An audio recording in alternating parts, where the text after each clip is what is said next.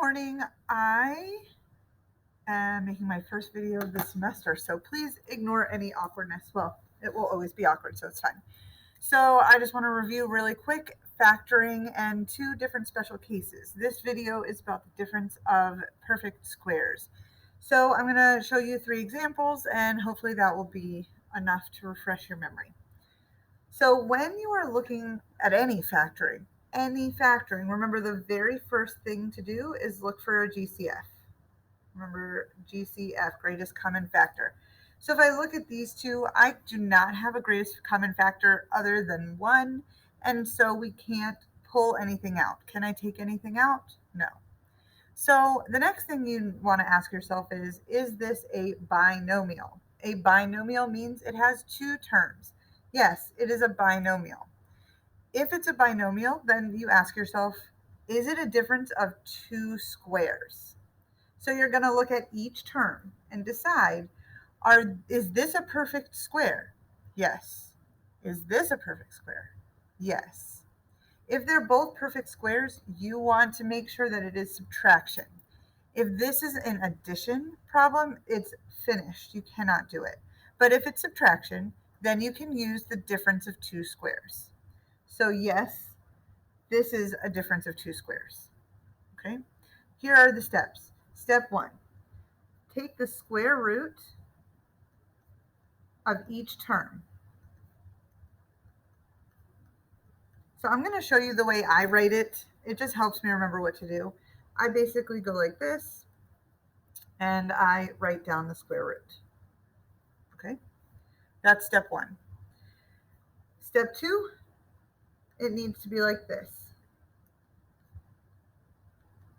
Okay, the first one plus the second one, the first one minus the second one. So y plus 9, y minus 9. And it's finished. That's literally all there is. That's done. Now, if you had forgotten to take out a GCF, you probably couldn't have done this. But if you could have, then these might still have GCFs inside, and you would need to factor those out as well. But for right now, that's literally all there is to it. Now, some people are confused about why that works. So I'm going to kind of just show you why. If we expand this either using FOIL or the box method, I, at this level use FOIL. Y times y is y squared. Y minus or times negative 9 is negative 9y. Then plus 9y minus 81, which gives us this. So we did it right. Okay, but remember, you could also use the box method if that is what you like the best.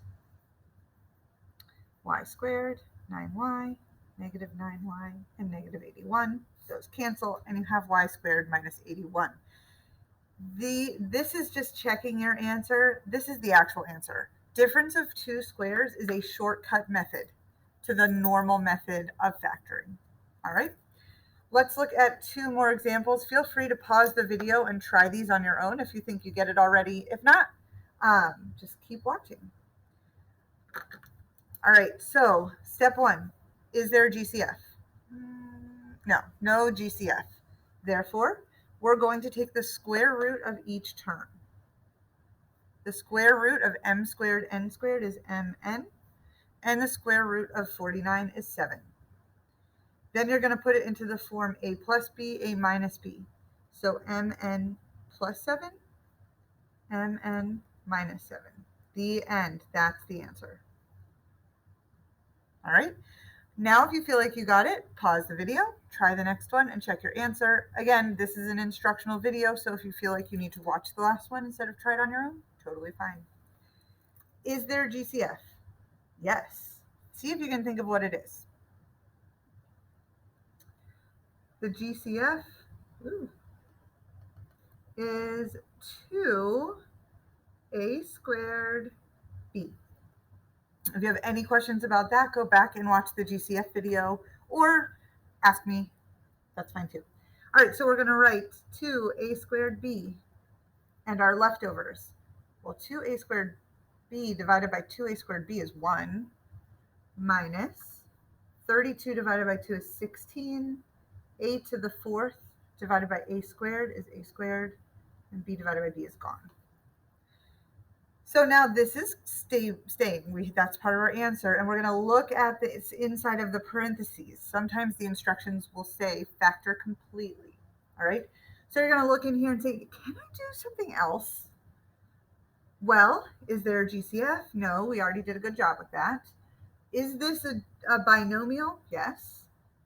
Is it perfect squares? Yes. And a difference? Yes. Okay, so we're going to do the inside of this. Square root of each one. The square root of 1 is 1. The square root of 16a squared is 4a.